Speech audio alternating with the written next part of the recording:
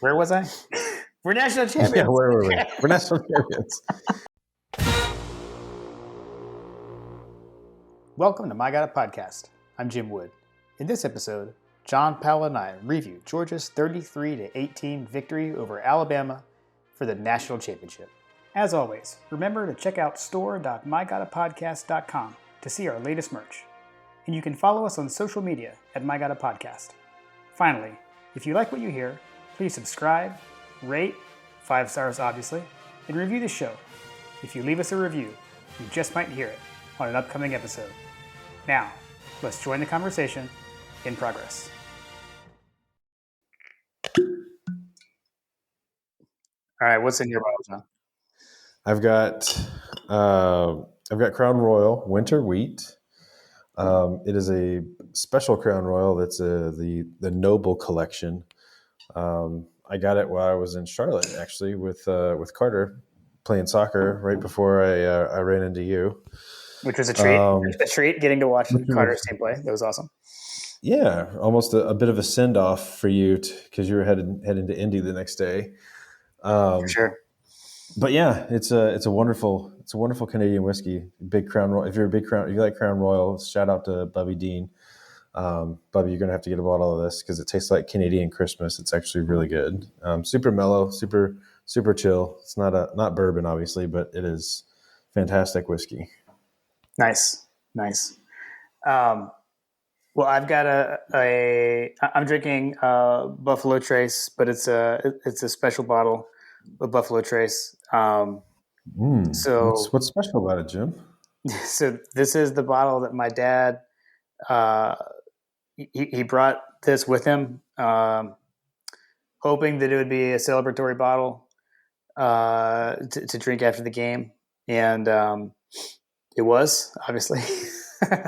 Yeah. So this is what we drank back in the room until like 3 a.m. As we were watching SportsCenter on repeat, basically. That's awesome. Celebrating the win. We didn't have any glasses with us, and there was this like plasticware in our hotel room. It was kind of weird, and so we drank them out of our national championship cups that we had brought home from the game. So yeah, I don't know. I was kind of thinking that I'm going to drink from this bottle tonight while we're recording this national championship review.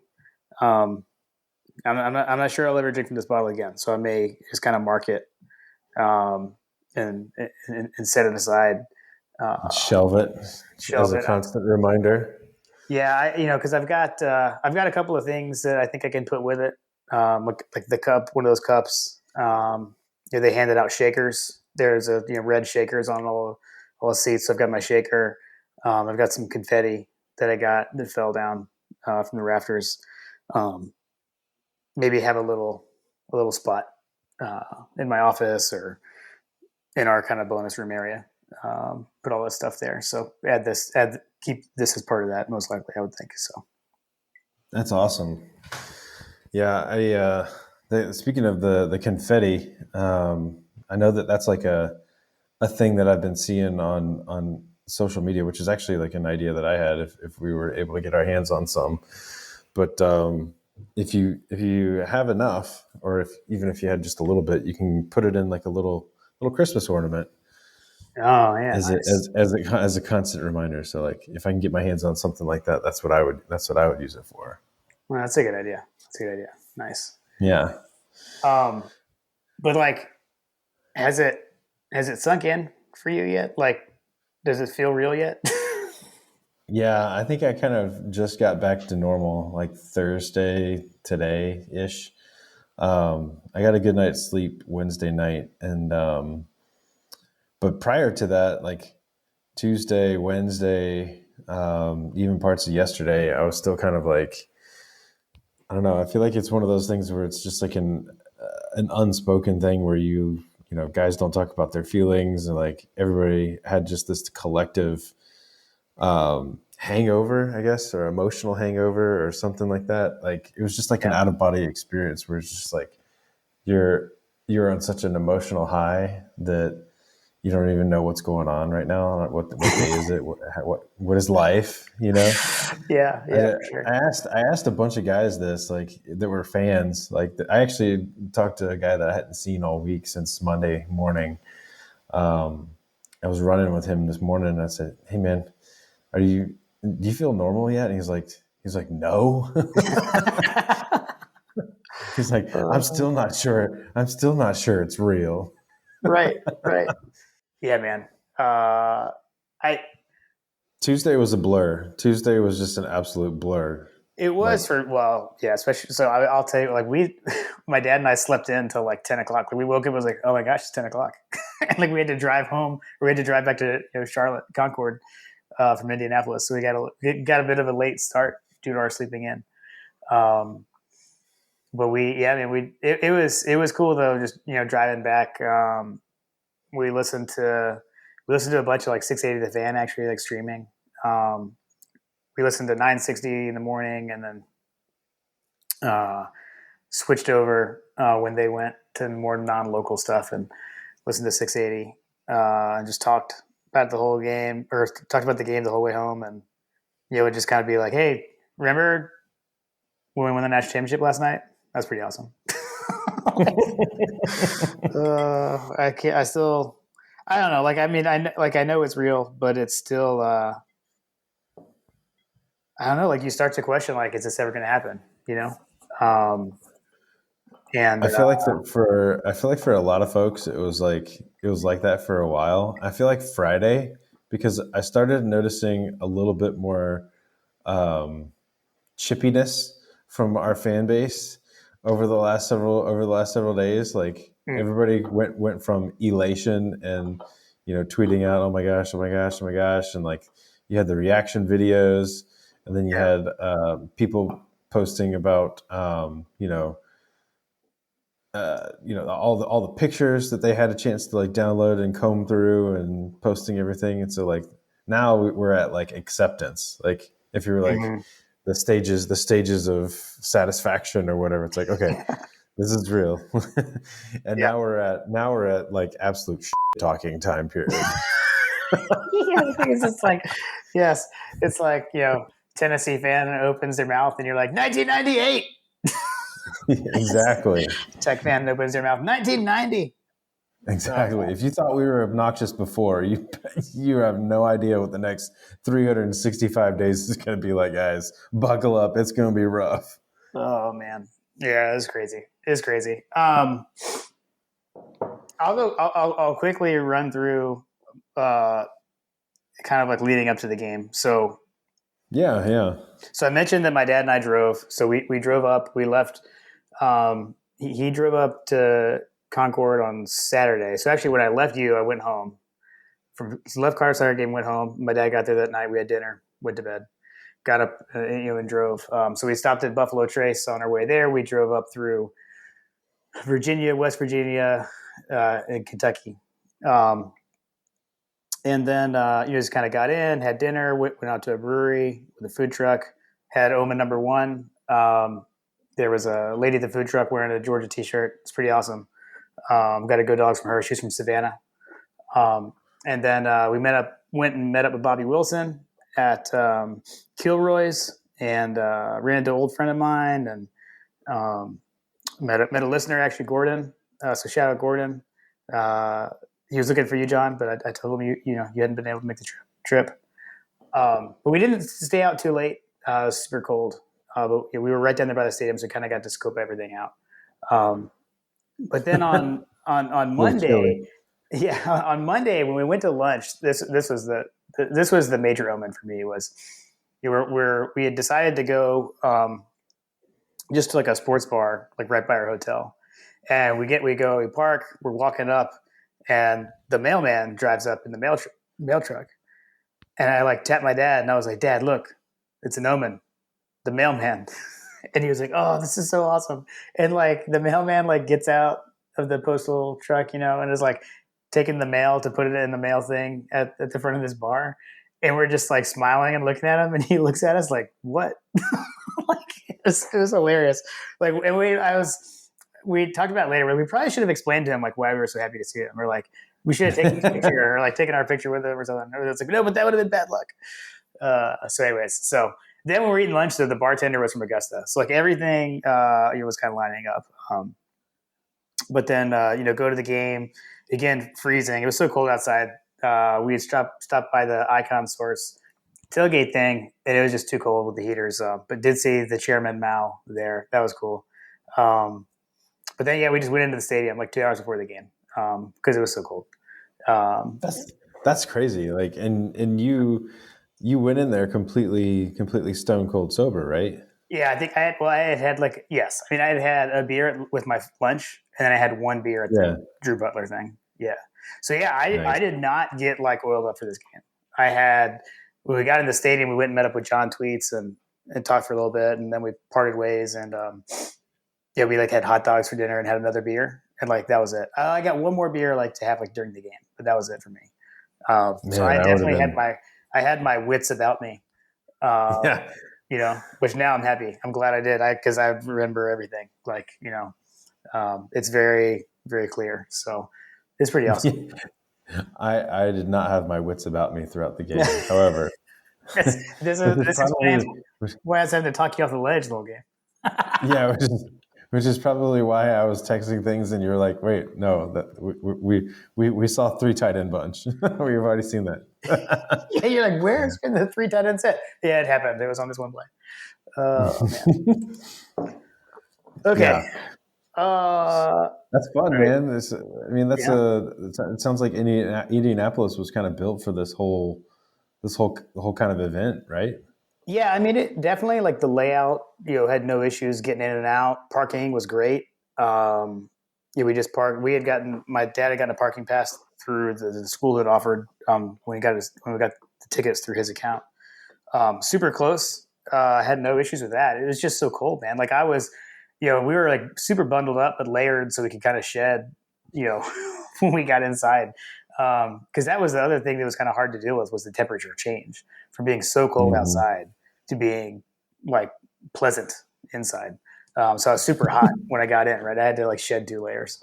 But yeah, everything was walkable. You go get in the city and park. If you weren't staying downtown, we were staying just south in Southport. We were like 15 minutes from the stadium. Once you got in, you could walk everywhere. It was just you had to brave the cold to do so. So, but they did handle it well. I'll tell you this: like leaving the stadium afterwards and getting out of there was way easier than leaving Mercedes-Benz. The last time we played these guys for national championship, it was a lot easier to get out of Indianapolis. Probably because the game was over a lot earlier for one side. So, true. Good point. That's fair. That's fair. I mean, I think I saw your video. I think it was your video of like the confetti and stuff, and I just remember thinking to myself, like, "Oh man, look at that beautiful scene over there! Like an entire swath of the stadium is completely empty." Yeah, they built. That was pretty awesome. It was pretty awesome when you started to see them trickle out. Yes. Oh man. And sorry, I'm like I can feel my hoarseness coming back. So it's Friday, by the way, and I'm still hoarse. I screamed my head off in that game. You're still recovering. Oh man, it was awesome. Hey, okay. We're national champions, man. It's so amazing. It's so awesome. 2021 national champions, and we are sitting here about to talk through the actual game as opposed to all the pomp and circumstance. But we're champs. We're champs. Yeah. We did exactly. We bammed them. Dude, we did something. We made history. No, a number 3 seed has never won the college football playoff. No team had ever lost their conference championship game and then won the college football playoff. So there's 2 things right there that have never happened. Georgia had never won 14 games in a season before. A lot of history was made on Monday night. It's pretty awesome. But there was some probabilities that were definitely carried through. Like I think we talked about this on the preview episode. Was while the rematch is not super positive for the first losing party, But I think it was Seth Emerson. I can't remember who it was that tweeted out the metrics for in a rematch game, whoever was favored in the second game, regardless of what happened in the first game, always won. And Georgia was a 3.5 point favorite, right? Yeah. So Yep. we were favored and we won, and that happens 70+% time of the time. Well, and Alabama still has never they have not repeated, right? Every how about that? Like that held true as well, right? Every time they've won the college football playoff championship, they've made it back to the championship game the next year and lost every time. So, well, here's to maybe out Bama-ing Bama next year. Love it. Cheers to that. Oh man. You want to talk? Let's talk about the game, man. So, and I don't know how you want to do it. About the game. I don't know, man. I don't know what was better. I don't know what was better, the game itself or like just all the reactions. I'll jump off the rails one more time on this one, but go for it. Like all the reactions, all the reaction videos. We were talking about like has it hit you? Is it real or whatever? Like I definitely teared up after the game. Like I was a little caught up in the emotion of the moment because Carter was watching. He's watching with me as he kind of talks about. But immediately after the Ringo interception, like we were just so both emotional. And I told you guys that we were going to shoot off fireworks. And we had it all set up. I had it all set up because I didn't want to waste any time. I wanted it to be right on the money, and like just no setup time, no nothing. So I had it all set up beforehand, and we went out and shot off fireworks. And so like even in the midst of that, like listening to the fight song, like blasting fireworks, like it still hadn't really hit me. And I came back and the game was still on. So like and then after that, you're like. I wasn't there. Like I tried to immediately like FaceTime you, FaceTime my dad, FaceTime my brother-in-law, like try to talk to everybody. And then like Hunter and I were like trying to figure out, like we weren't hearing anything from anybody in the stadium, like if you guys were still alive. And so Hunter and I started FaceTiming, and then we FaceTimed with Graham and FaceTimed with you. Like that was pretty awesome. Everybody was just trying to celebrate in it. And so like I hadn't really processed really anything. And then I start seeing these reaction videos and stuff, and like, man, I started tearing up, dude. Like, the next day when I started seeing everybody's reactions and stuff, and started hearing all of the elation and just like what it meant for everybody, and realizing that I wasn't crazy in feeling how I felt, because I felt like that a lot of other people felt the same way. I just needed that visual confirmation that I'm not losing my mind. Like everybody else literally felt the same way. Nobody was talking about it. Yeah. No, I mean, in the stadium, like it was absolutely bonkers. And I cried like I've said that I cried when we won the Rose Bowl, and I did, but that was more like shed a tear kind of cry. Dude, this was like I like broke down crying in the stadium. I'm about to start crying again. I said I was going to hug my dad when we won, if we won, and I did. Man, when Ringo was running that ball back, it was like an out of body experience. Yeah, like when he got the interception. Sorry, when he picked it off, the initial. Like everyone let it out, and I gotta say, I know he follows us on Twitter. I don't know if he listens, but this guy Mitchell Smeek made that.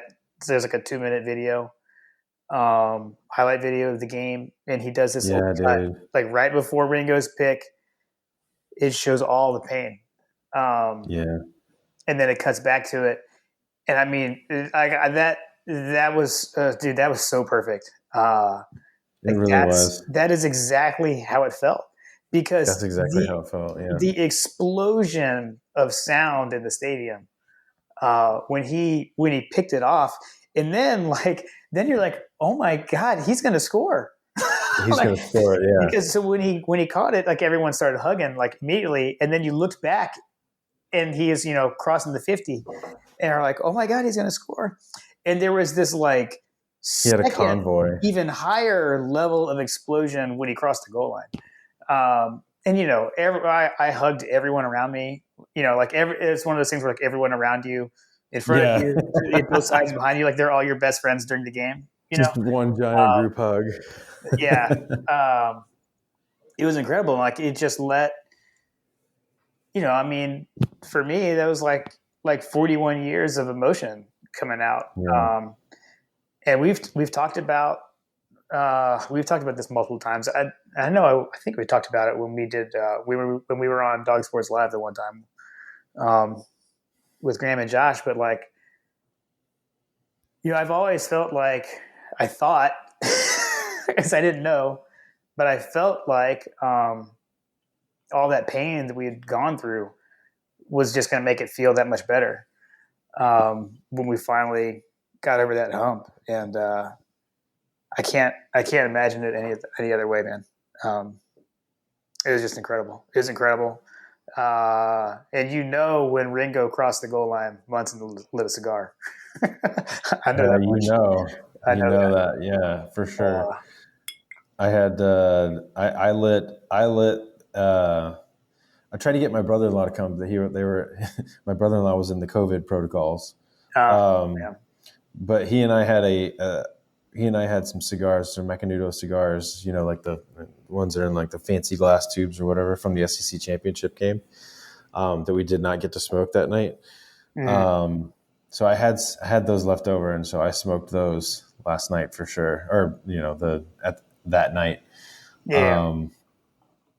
While I was calling, I think I had to put Hunter down.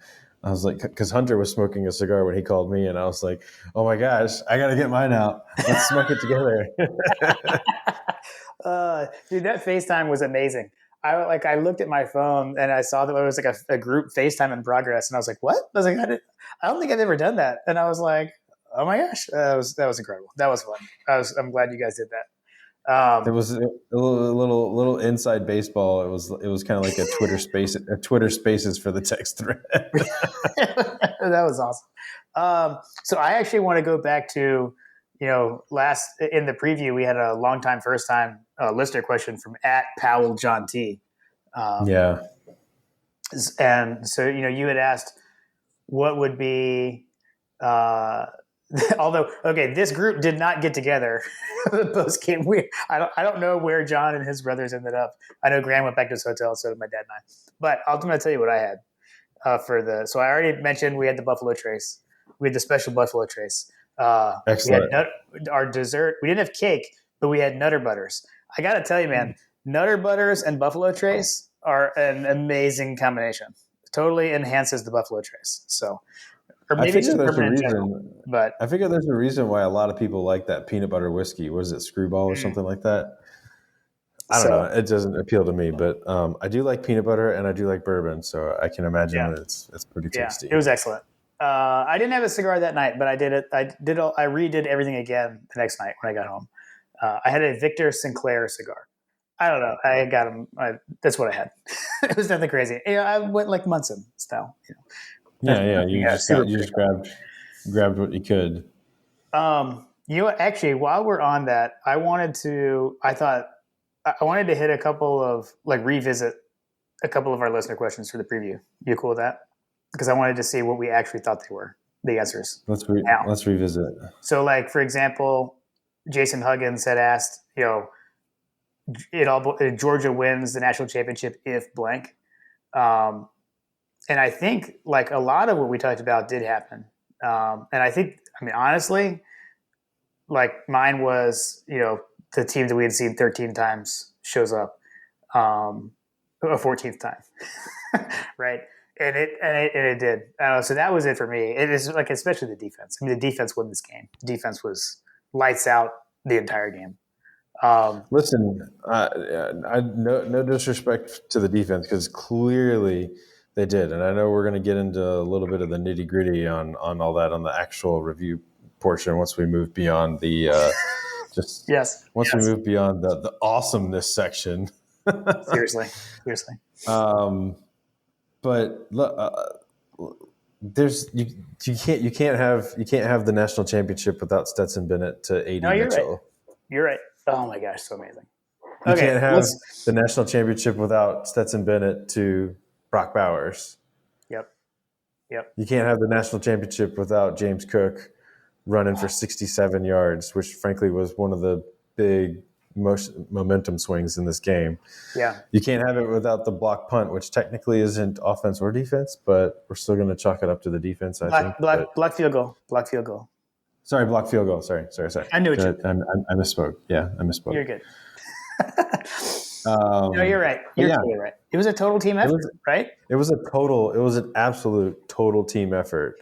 But to your point, there definitely is no national championship without the defense allowing Alabama to get to the red zone. I can't even remember how many times it was. I think it was 4 times and had like 0 touchdowns. Yeah, man. Like that was the whole thing was like, I mean, especially in the first half. Have you rewatched the whole game yet? Have you sat down and rewatched it? Okay. And so maybe, I don't know about you, but for me, while via text, I was super positive trying to calm you down. Personally, like with my dad and I talking in person, I was pretty upset with the offense in the first half. Like I think I was a little too harsh on the Georgia offense in the first half. In like watching it live, watching it back, I don't think I was giving enough credit to Alabama's defense. They were amazing. They played really well. And I think I was kind of discounting that a little bit. So I think we were. I mean, to a certain extent, maybe. Like here's the thing that I look to is, I mean, I hate to say it, but like, you know, we made a personnel movement late in the first half that basically, like, for a large swath of the second half, erased a problem that we had on the offensive side. Like, I mean, Warren Erickson couldn't block anybody. Like, we were getting absolutely like Will Anderson and Dallas Turner were absolute monsters for us in the first half. And when we made that personnel move to bring in Broderick Jones, which granted it wasn't perfect, but you didn't really see the problems that they were creating after that. Right. You know, Erickson also got hurt.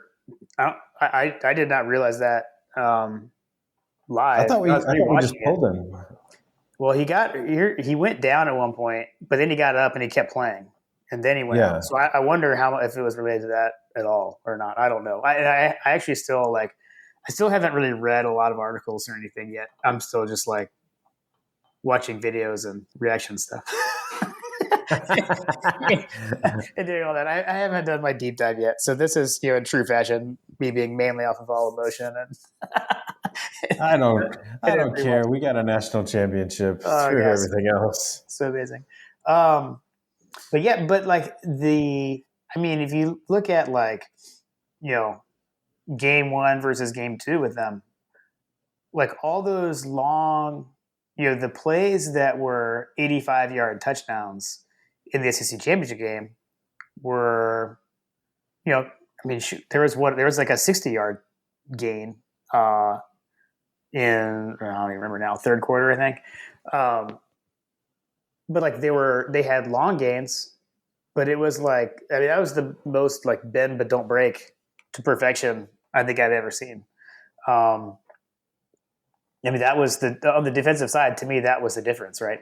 Like, for example, the one play when like their tight end kind of dragged and somebody missed a tackle, and that was the long, like 60-something yard play, but like Keely Ringo ran him down and tackled him, dude. Game 1, whoever it is, it's off to the races and they scored a touchdown.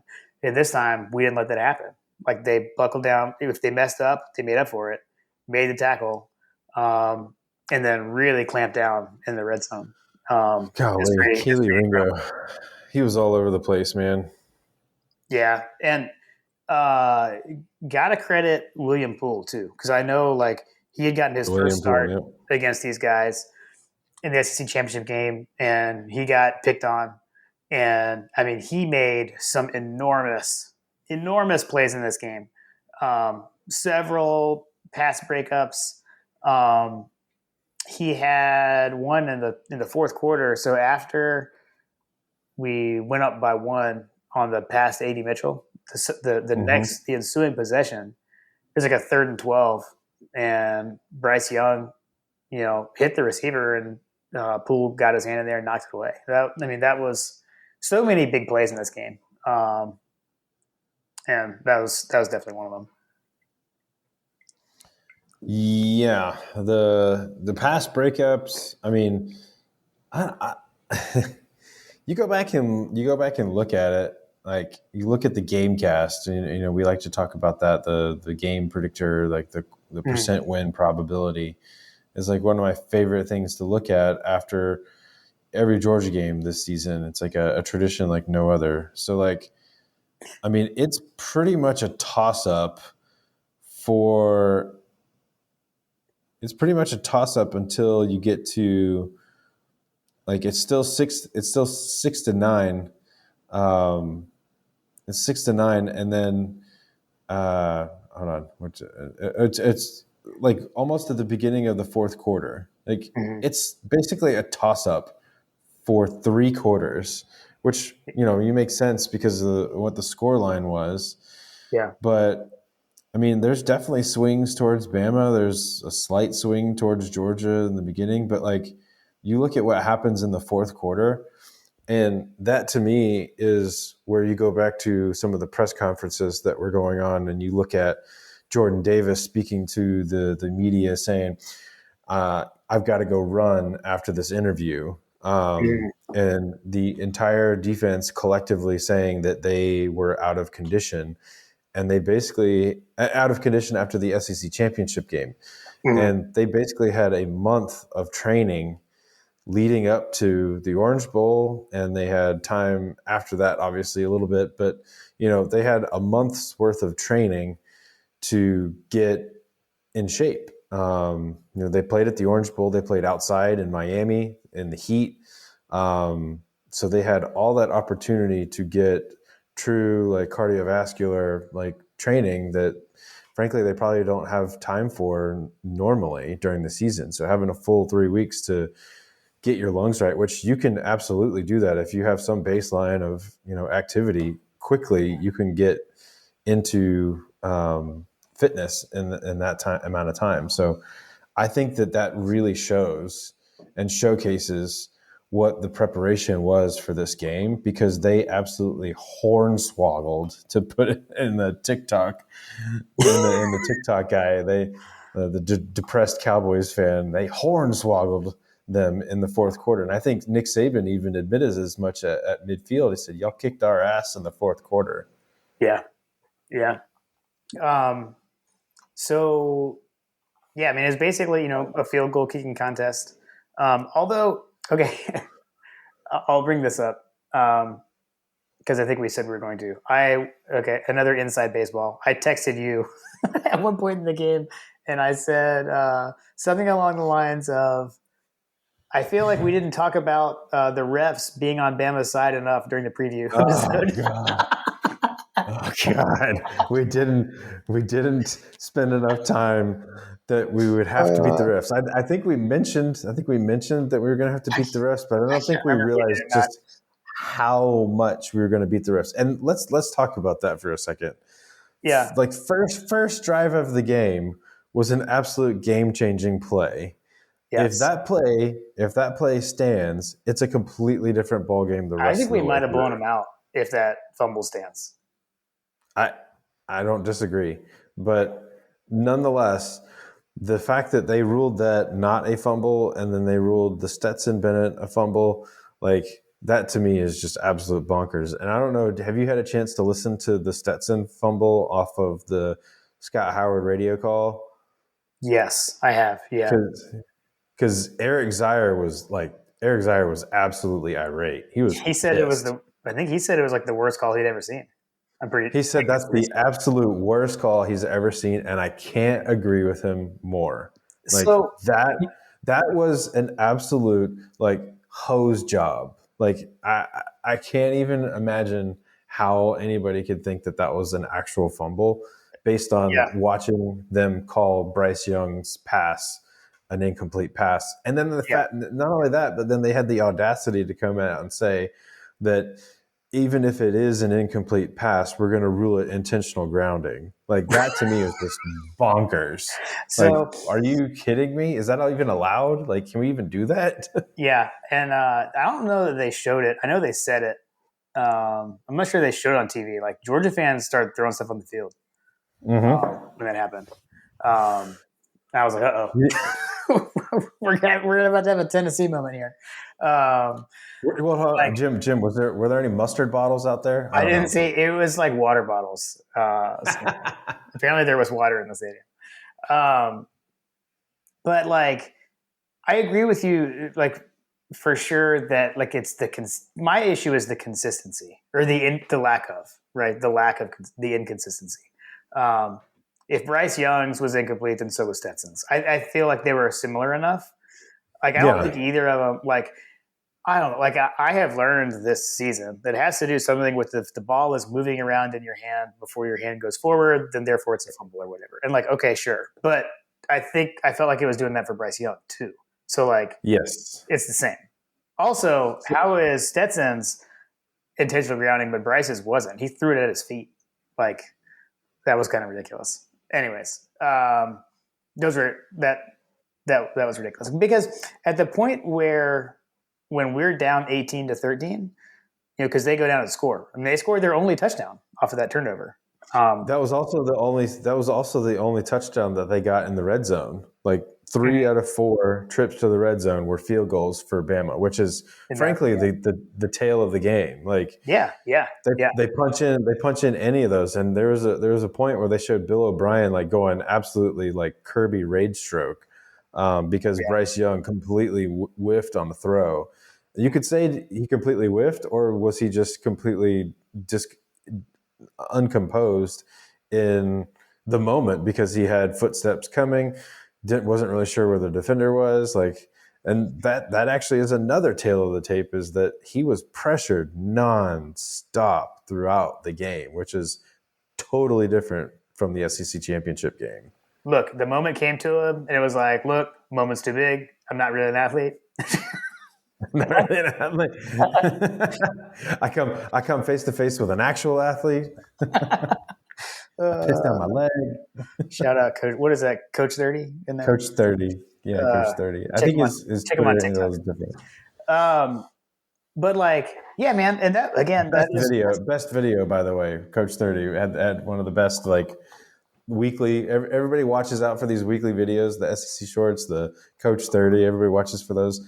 His was the best. SEC shorts was a huge miss. The culmination with Hope leaving Georgia, that was kind of lame. That was kind of a lame ending, right? They lost me at Rambo. Oh, seriously? Yeah, for real, bro. Yeah, if you haven't seen the SEC shorts, they called Ringo Rambo. What the heck? Come on. He's a Bama guy. The true colors are finally showing. He was too upset. Where was I? We're national champions. Yeah, where were we? We're national champions. We were talking about the red zone. Yeah, we're talking about Bryce Young, right? And like that was the thing we talked about, right? About in the first game, how many times did we get to him and he did some crazy move and got away and did his backyard football crap and it worked. And in this game, we put his ass in the ground. And like that makes all the difference. I mean, by the end of the game, you're right. He was hearing footsteps. And like there were so many times, like again, the first game, we'd get there, but he'd get away. We weren't even getting good hits on him. And the one time we did, he fumbled, right, in the SEC championship game.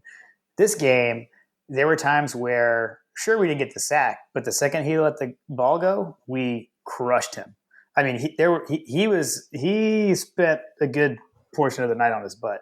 And let's not forget, we saw in the post-game handshake, dude, Stetson Bennett is bigger than Bryce Young.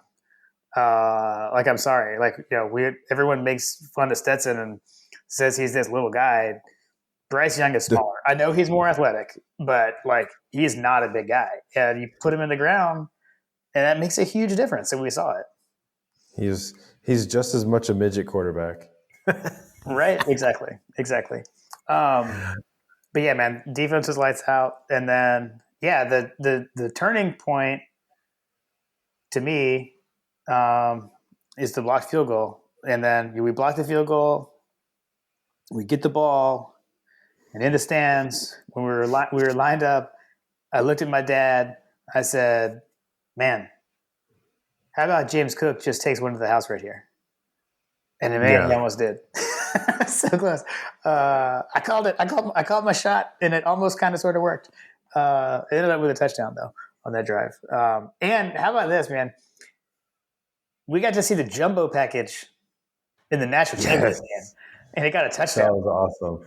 That was Uh, awesome.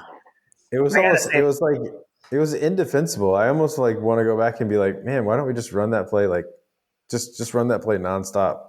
right. Talk about omens. How did we not see this coming when, we're 41 years since the national championship? I'm 41 years old. I stole that from John Tweets. John is also 41 years old. He made a big deal about that. But the last national championship, Herschel Walker, number 34. This year, our backfield was led by a number 3 and a number 4. Omens. Omens. Which I was super happy for both of those guys because they also made a big impact. Zeus was the leading rusher of the game. The guy came to play. When we got the ball back, we had one of those drives, right, to kind of shoot some time off the clock and score, and like that's what he's built for. The manhood stealing drives. Yeah. Yeah, and he left a mark. He left a mark on multiple occasions on some of those guys, man. Yeah, Like he had a good game. moving the pile, moving the pile. Like, yeah, man, yards after contact. Yeah, man. You can't say enough positive about Zeus, who, as of today, basically said his goodbyes, and Cook also declaring. Yeah. So, next man up, next year, boys. We got a new stable of running backs coming. That's right. Well, hey, I mean, McIntosh played great in this game as well. We didn't see Milton, but he's coming back from injury, so not a total shock. But we spread the ball around on offense like we've done all season. All these guys with like 1 or 2 catches. I think we need to talk about the AD Mitchell pass and catch more. What a throw! Yeah. What a catch! So all right, let's talk about that. So let's set that up by saying that Stetson was just a couple of passes off from that 30 yard mark. So you can't really say significantly, but I mean, he passed for 234 yards, 2 touchdowns, 0 interceptions, 17 of 26. Yeah. That is literally the definition of balling out on the biggest stage against the biggest dynasty that the sporting has ever seen. Yeah. And not only that, but like after getting his ass handed to him for 2 games, right? He lost to them last year. He lost to them in the SEC championship this year. So this is his 3rd time playing them, right? Mm-hmm. Like, he had so much to be afraid of for the quote unquote the moment's too big. He did not piss down his leg. Right. So here's the thing that just boggles my mind about that catch, and this is, in my opinion, if there's a new generation of Bulldogs that's donning the G, this moment is their Lindsey Scott. Yeah, I agree. Totally agree. This moment is their Lindsey Scott. Had Larry Munson been around, and I know Scott Howard was a little under the weather, which I feel like we should probably talk a little bit about that too. But I think he was. I don't know if he was hepped up on meds, but the call probably could have been better. But whatever. The AD Mitchell pass was just an absolute moment that would have been made for Munson, basically. Yeah. If you go back and look at that replay, like I realized it was like a 40-something yard pass or something like that. It was, it was 40. Yeah, I think it was 40 yards. So if you go back and look at the replay, Stetson's, I think he's in the shotgun, but he lets go of that ball basically at the 50-yard line and throws it to the middle of the end zone in the air. Like, he throws 50 yards in the air to the back corner on the money, on a rope, on a dime. Like, literally the only guy that could catch it is his guy, and man, did AD catch it. And holy crap, I lost my shit, dude. I did too. Like, I was just like, he got it. So also, that was the end zone that we were sitting in. So we were upper deck in that end zone, and we were kind of off to that side. Like, he caught it right in front of us. And I had a buddy of mine, Brian Shepard. So he's from Illinois. He went to Illinois, but he was like along for the ride with me, cheering for me. So he sent me like a video of his TV, of that catch to make sure I knew how amazing. And like he's like, you're not going to believe how good of a catch this was. He sent me. I couldn't believe it. As soon as the pass was complete, I jumped up and I said, "Oh, he's got to drop that. There's no way he's got that." Carter goes, "He caught it." And last time I was like, "Oh my god!" Last time I checked, AD Mitchell was a freshman, right? So freshman receivers can catch touchdown passes. Just making sure we get that straight. Yeah. I mean, interesting. If you're upperclassman, sure star NFL talent is hurt, maybe not 100% for the game, and your senior wide receiver that is a total badass is also not 100%. There's other options that you could potentially throw the ball to. I don't know. There may be a team out there. There may be a team out there that could use some advice like that. I don't know. Interesting. But I will say, said, like, we mentioned it, but like that, his injury was a definite game changer. It was, and like I will say too, it was like it was one of those.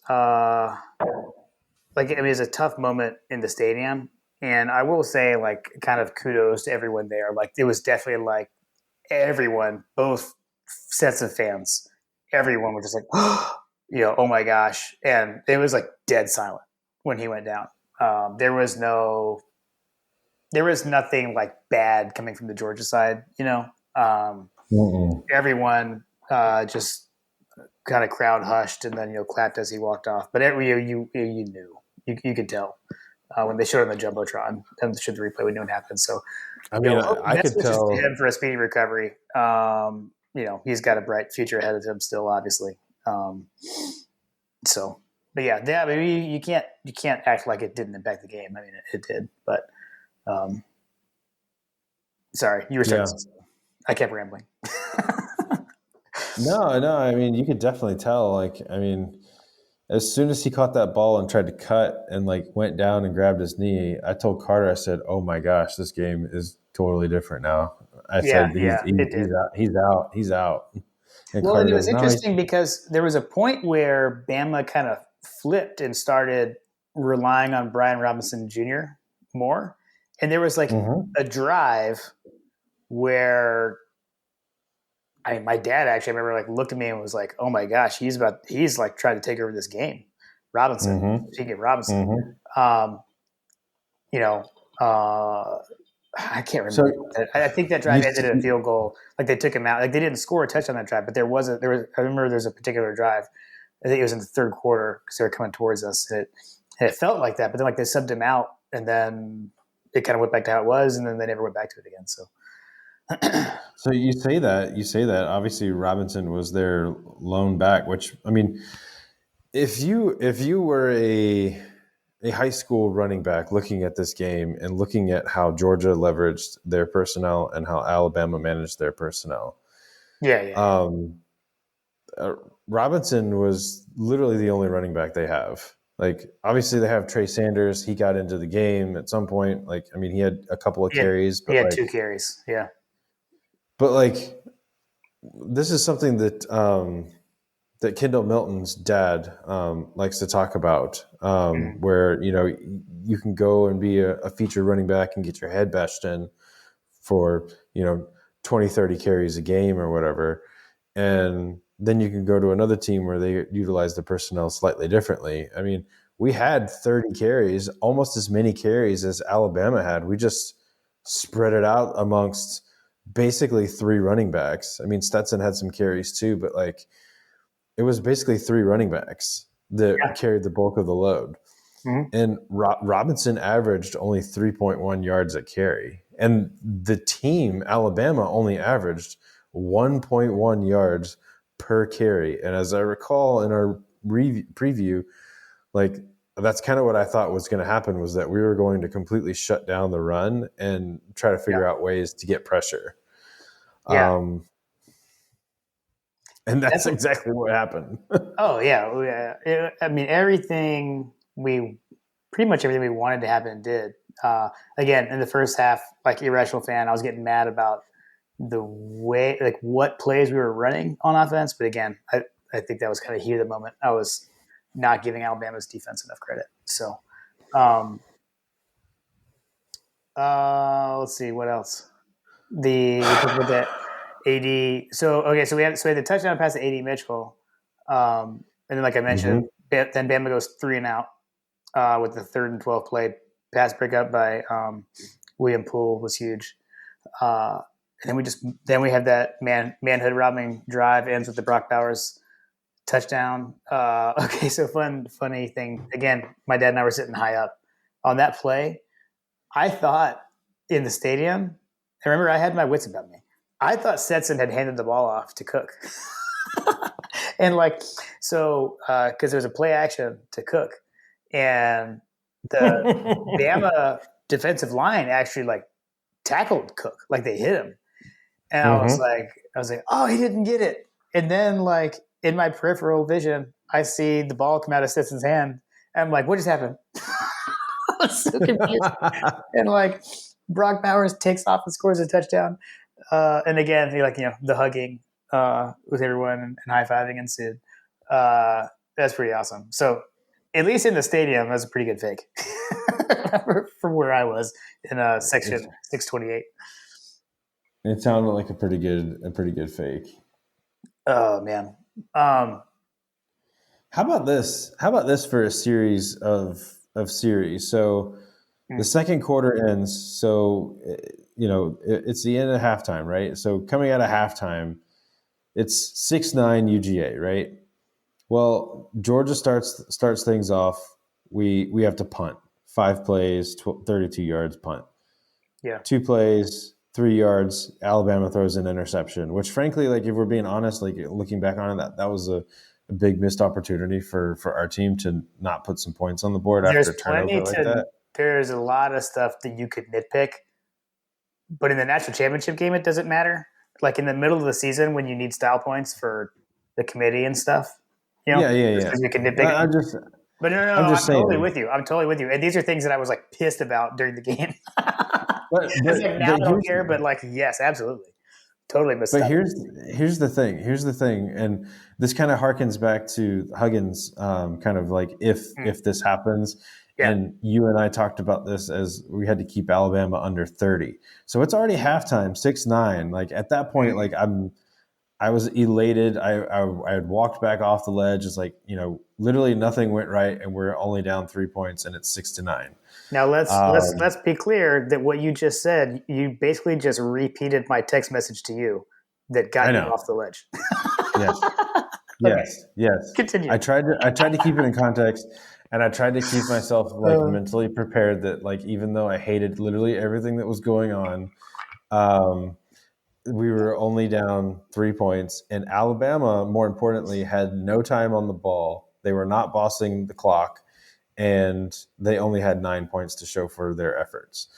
But anyway, coming out of halftime, punt, intercept, Georgia punt, Alabama interception, Georgia punt, Alabama missed field goal. At this point, there is almost an entire quarter of just like around that happens. So we get to the fourth quarter and it's 6-9, and then all of a sudden the wheels start falling off for Alabama. Like just everything just falls off, right? Well, we scored like right before the end because we had the lead going into the fourth quarter. Yeah. So So fourth quarter and then a little change, right? Yeah, so it was a missed field goal happens with 3:18 left in the third quarter. The touchdown happens with 1 minute and 58 seconds left in the. I mean, effectively, whatever. Yeah, and then we have we scored 20 in the fourth, right? Mm-hmm. Outscored. How? I mean, think of how like the way this went is like the antithesis of what's happened in the other games when we've lost to these guys before, where they just I got SEC championship was different. But I'm mainly like, 17 and 18, right? Where like Bama just took the game over in the second half, took the game over the fourth quarter, and it fell apart. I mean, this was the opposite. I mean, Let me take you right. Let me take you to where I was at 12:59 left in. Or sorry, 11:35 left in the fourth quarter. Mm-hmm. Okay. It's 13-12. Stetson Bennett gets sacked by Christian Harris and has what you and I have referred to as the Stetson moment that happens in every single game. He has one moment, at least one time in the game, which, whatever. Like if you were to go back, and 9 times out of 10, he probably takes the sack there or figures out how to get the ball out of his hand some way, shape, or form. But 9 times out of 10, there's no way that's a fumble, right? Yeah. It just so happened that in the national championship game against Alabama with these refs, damn refs. Well, and the fact that the dude like nonchalantly catches the ball, like totally. It was so lucky. Yeah, like if he's not there, doesn't finish the play, like it's forgotten for time, right? Matter of fact, I think that if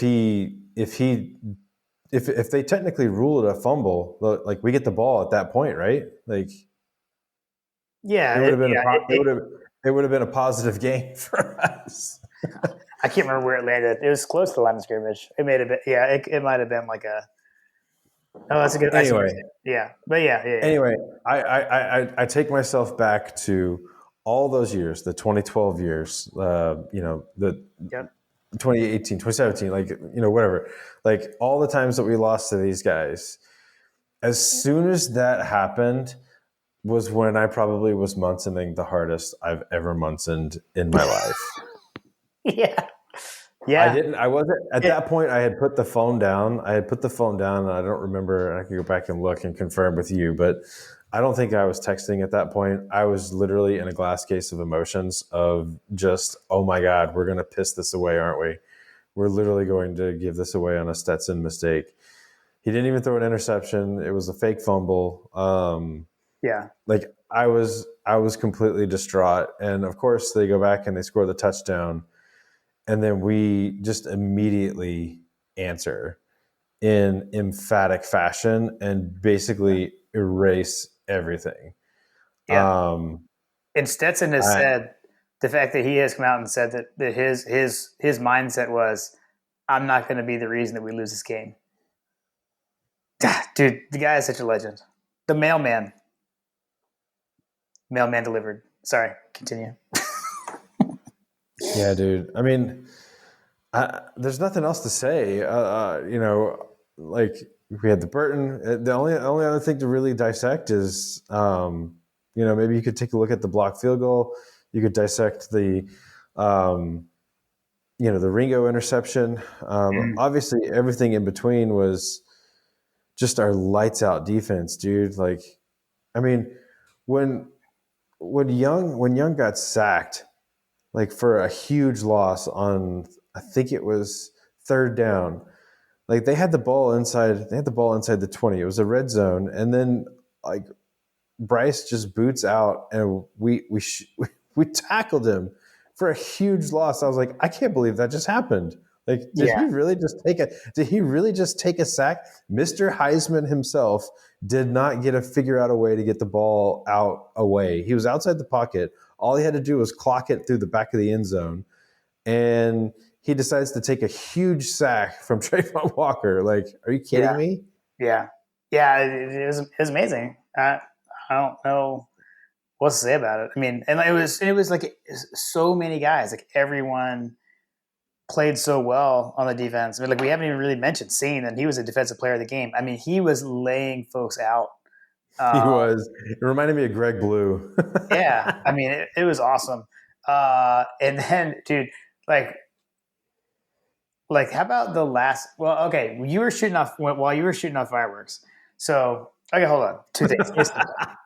First off, when Ringo gets the interception, and Scott Howard is like, so like after he scores, Scott and Eric Zier are talking, and then Scott Howard drops this.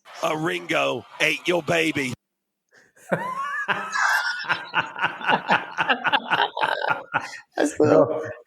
Go home, Scott. You're drunk.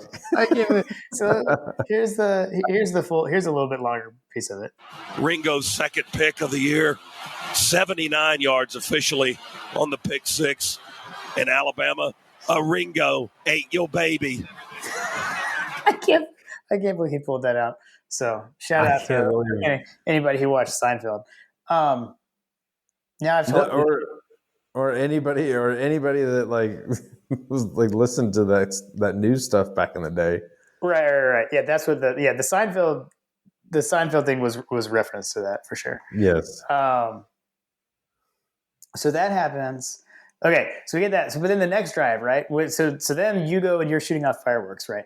And then like I was shooting off fireworks when he was at the 5-yard line, I feel like. Right. Okay. So you're shooting off fireworks. And then like the next drive, it's like, we're in like, so first off, Georgia was in like major like prevent defense. Like everyone was like 30 yards off the line. It was like super prevent.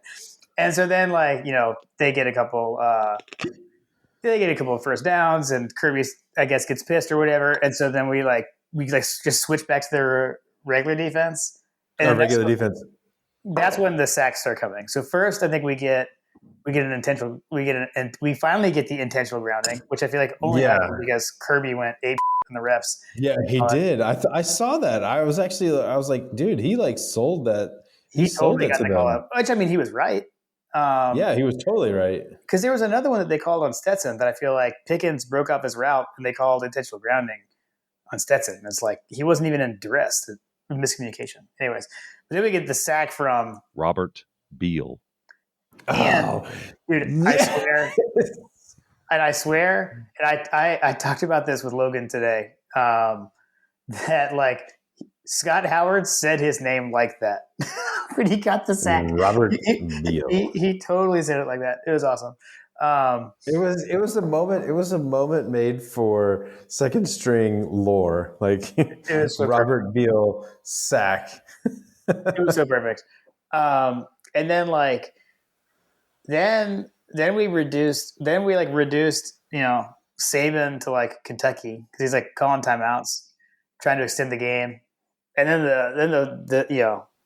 the perfection was the sack on the fourth. It was like what I don't even remember what it was. 4th and 10, I guess maybe 4th and 15 something. Last play of the game ended on a sack. Perfect ending to a season. With arguably the greatest defense of all time. And how about that the season was bookended with pick sixes? The first touchdown of the season was a pick six by Chris Smith against Clemson. The last touchdown of the season was a pick six by Ringo against Bama. I mean, you can't get any better than that. You can't get any better than that. It's the bookends of the season. The defense started it, and the defense freaking ended it. Oh, man. In the defense, we trust, Jim. In the defense, we trust. I know. Like, we said that all last season. I think we should have said it more this season. I mean, but it would have been totally unfair to Stetson to truly say that agree. because okay, so here, I got to give you credit. So let's rewind. Please give me credit. I'll take all the credit I can get, Jim. When we did our season preview, I asked you this question. I said, I said last year our mantra was in the defense we trust. What is our mantra this year? Do you remember what you said to me? In Kirby we trust. You said in Kirby we trust. And how prophetic was that because if everyone would have just trusted Kirby Yeah, with his dude. quarterback, all the questioning, why don't you pick the right quarterback, all this stuff, we're going to play the guy that gives us the best chance to win. Georgia can't get over the hump, can't be banned with Stetson. Well, look what happened. What a moment, man! I'm so happy for Stetson. I'm so happy for Stetson. It's what we wanted. It's what we hoped for. Like as far as like the whole storyline, but like not only was it a story, it was. I mean, he balled out. Yeah, man. I think John tweeted out some of those metrics for Stetson on the season, like 66% completion rate, 20 something touchdowns, 5 interceptions on the season, almost 3,000 yards passing. Yeah.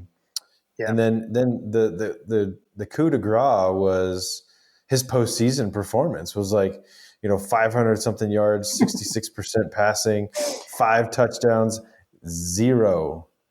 This is where you enter the Kirby gif. 0. Yes. 0 interceptions, which we said if Stetson didn't throw an interception in this game, we're probably going to win it. Yeah. We said we could overcome turnovers. We just needed to win the turnover battle, and That's that true. we did. And we did. It's at worst we had it 2-1. You could argue it was 3-1 if you consider the blocked field goal a turnover, because I mean that took points away. Correct. And led to a touchdown. We scored our first touchdown, and that really energized the team. I mean, we've been good at those field goal blocks ever since Kirby got here. I mean, had one in the Rose Bowl, had this one here. Mm-hmm. We had 4 block hits. I think was the quote in the game was that we were good at blocking kicks. I was like, are we? Yeah. I mean, I guess we are. Right. Apparently we are. I mean, I figure if you're playing a game like that with a defensive line or a front, I mean, a special teams front like that, like the more times you kick a field goal, the more opportunity it's going to give those, stud athletes a chance to break through. And, they broke through. I was like, dude, if they keep kicking field goals, we're going to block one of these. I know we are. I told Carter that I was like, we're going to block one of these at some point. It's just a matter of when. Right, for sure. Another person that we haven't talked a whole lot about that I felt like was a huge impact in the game, obviously because he caused the fumble on Stetson, was Christian Harris, dude. Yeah, that kid on their side of the ball, guy had 3 sacks, 4 tackles for loss. Like, are you kidding me, dude? In the national championship, he wasn't even really truly on my radar. Yeah, we didn't talk about him in the preview for sure. I'm telling you, man, their defense definitely stepped up. I think.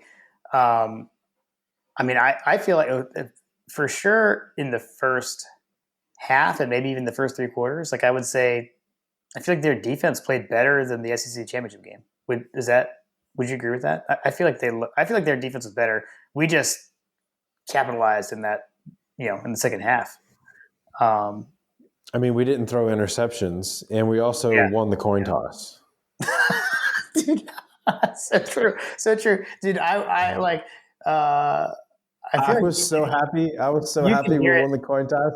I you not, Jim. Like my wife and my daughter and Carter and I actually think my 7-year-old was still down here too. So like we let my 7-year-old stay up for a little bit. Of course, she passed out like 5 minutes after the kickoff or whatever. But we won the coin toss.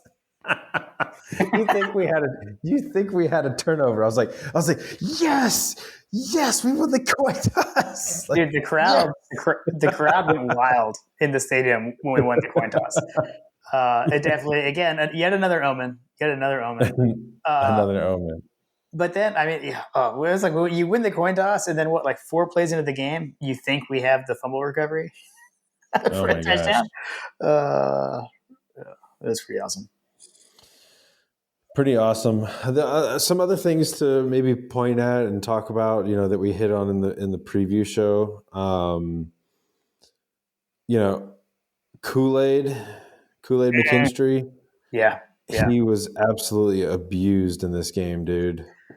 Well, he started tackling our receivers because he couldn't cover them. How about I don't know that I've ever seen pass interference so egregious. Which I mean, like it was the smart play once it got to that point, right? Because like a 15-yard penalty is better than a touchdown, but it happened multiple times. Yeah, dude. They interfered. They interfered with Pickens that one time, which extended a drive. They interfered with Kieris. They tackled Burton. Totally tackled. And they straight up tackled Burton, which I actually like felt bad. I was like, dude, he juked that kid out of his shorts. Like, holy cow. Like the guy was gone. And I would have loved to have seen Stetson drop another bomb on these jokers. Well, the funny thing is that was actually like 2 plays before the AD Mitchell pass. So, well, yeah, in a way, we need to thank Kool-Aid because we wouldn't have Stetson to AD, although we would have had Stetson to Burton. But Burton would have been wide open. It wouldn't have been as dramatic. He would have walked into the end zone. Yeah. I've also got to give a shout out to John Michael D because he tweeted the tweets were not flowing from the podcast account during this game because I was like, I was so into the moment, and I was texting you a lot. Yes, but sorry, Twitter followers. We had to text them on. Talk amongst yourselves, right? But John Michael D did tag us at halftime and said, "Can't blow a halftime lead to Saban if you're down 3 at the break." I thought that was good. I like how you think. I like how you think, sir. That was money. Oh, I feel like I guess I keep feeling like what else do we need to talk about? But I think the beauty of this is we can talk about this as many times as we want. I think I'd like to just link up with some folks, link up with some of the guys from the other podcasts and talk about this game. What did it feel like? So we should try one of these fancy Twitter spaces. Maybe we could do that. One of these newfangled things. I also, dude, I went back. I got to give Coach Drill Bill a shout out. Some of his over unders were incredible. So his Georgia passing yards over under was 225, and Stetson had 224 passing. Holy cow! That's pretty amazing. That's pretty amazing. And then his Georgia rushing touchdowns over under was 1.5, and we had 1, and his passing touchdowns over under was 2.5, and we had 2. So those were pretty incredible. They were all good. But is Coach a degenerate gambler? I don't know. Coach, you gotta let us know. He reached out to me because we dropped. I switched it up into the SEC on CBS Music. When we did his over under his last one, and he was like, "Oh my gosh!" He's like, "That's my favorite song." Yeah, I love that song too. I added it to some of the workout playlists that I mentioned that we dropped it on with the UGA fight song and the SEC music. Yeah. Well, I'm trying to think. I don't know that I have anything else immediately. I know. So I think we've already said this is Friday. This may be our first ever Friday night we've ever recorded. So if you're listening to this, it's probably I don't know when this will come out. Maybe it'll come out Saturday. Hopefully it's out and folks could have listened to it on their way to the parade. But I don't know. We'll see if I'm able to get it out. Oh, that's a good point. Yeah, get it out that soon. So hopefully you're on your way to the parade when you're listening to this, and you're about to go in there and hear Stetson pull a Wolf of Wall Street and say, "I'm not leaving" on the podium. That's kind of what I'm hoping happens. We'll see. I'm not leaving. we'll see what happens. Man, we're national champions. Man, this is fun. I didn't know it would ever happen. I didn't know if it would ever happen. I was starting to wonder and think. And you think about what's it going to be like. And I told you when we FaceTime when I was in the stadium, I don't know if you could hear me, but I was like, it's even better than I thought it would be. Yeah, dude. At this point, we're at the stage now where we're talking about transfer portals and guys going pro, and Yeah. obviously there's some concerns with who's coming and going and all these different things. But at the end of the day, we won the national championship, and if we don't win it next year, well, we'll have the same streak as Alabama. That's right. That's right. And at this point, I feel like we all need to learn our lesson, and maybe the coaches know what they're doing.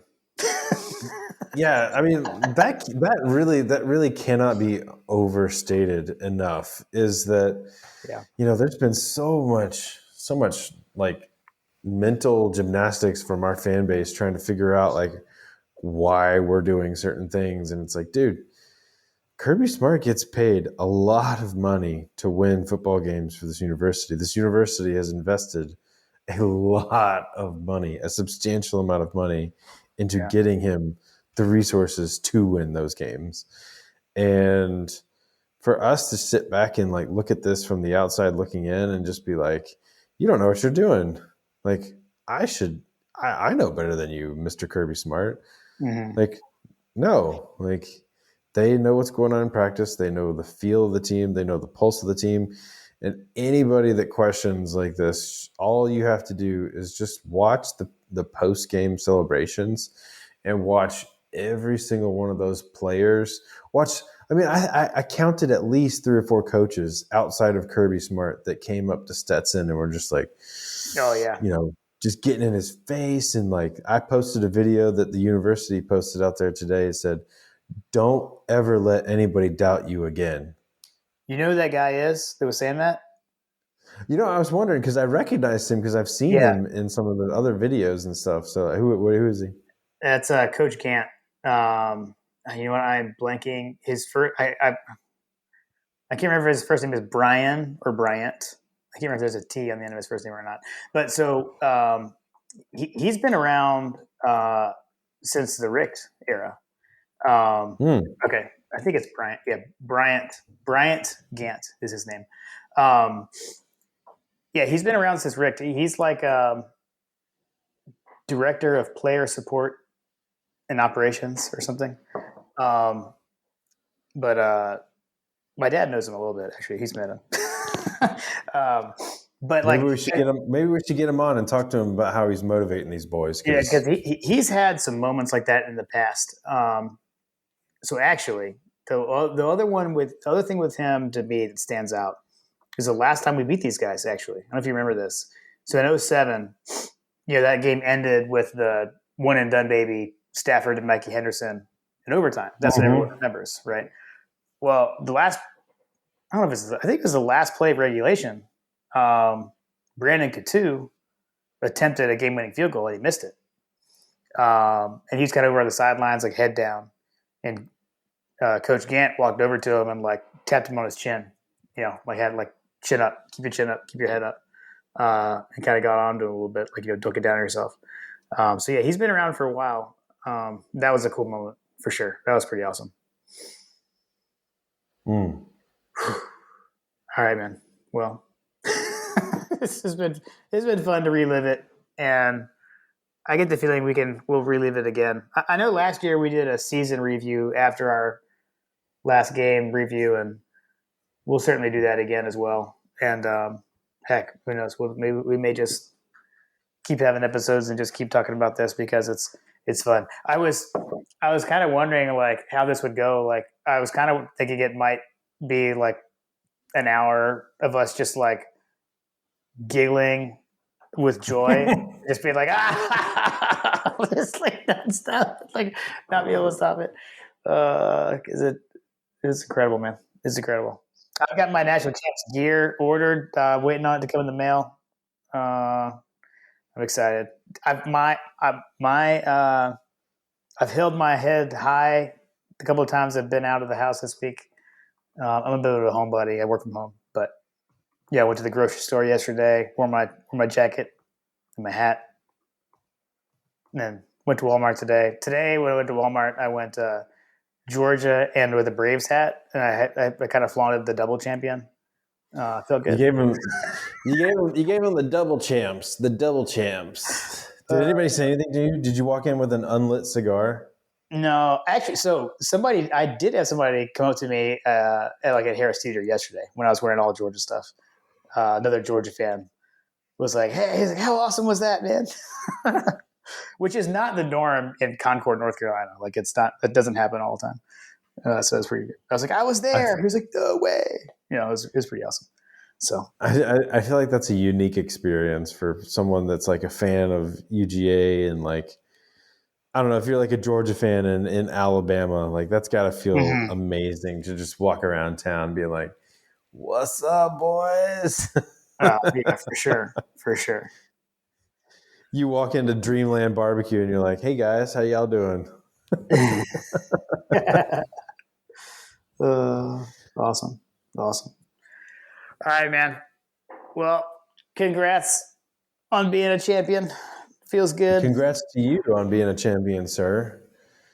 Feels so good. This is awesome. Long time coming. 41 years. The second national championship of my life, but I don't remember the first one, obviously. Right. Well, I was 10 months old. We talked about the correlation between Kirby Smart and Nick Saban, right? Like that's like the comparison. At this point, the comparisons to Rick are null and void, right? Like the comparisons to Rick are dead, right? Yeah. So now it's like the comparison to Kirby and Saban, right? Mm-hmm. Well, Kirby's literally like one play away from having 2 national championships, man. Yeah. Like, yeah. Yep. That's something that we really need to take into context on what we have going on here and the type of football mind that is calling these shots that people are so upset about. And it's like, listen, Chief, like there's a reason that we don't have some of these guys starting. And maybe, just maybe, these guys know what they're talking about. And so maybe, just maybe, we should just chill the F out for, a year or 2. Right. Yeah, for sure. Whew. In Kirby we trust, right? In Kirby we trust. That is the mantra moving forward, and that is the text thread that began this whole thing. That's right. We may have to print some T-shirts with that. I mean, I think it's a fantastic gift, Jim. Like it is. I don't know. It is a good one. This is fun, man. It's good to be. It's good to be on the other side of this thing. Yep, for sure. Feels good. Feels good. I think we're gonna have maybe some more episodes coming up that we've have some ideas for. So yeah, just stay tuned and go Dogs. Go Dogs. A Ringo ate your baby. National champions. Yes.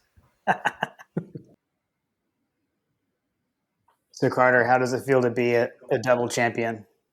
You got Braves and Dogs, both champions of their sport at the same time. Feels good. I mean, it feels good to rub it in my friend's face since he's an Alabama fan. Obviously. And it started getting so serious at school that people started making bets before the game started. And someone made a bet on Georgia, and if Georgia won, this other dude would have to buy a Georgia jersey, specifically a Herschel Walker jersey, nice. wear it to school, give her $5, and at recess he has to yell, "Georgia's the best team." Sounds like a legit bet.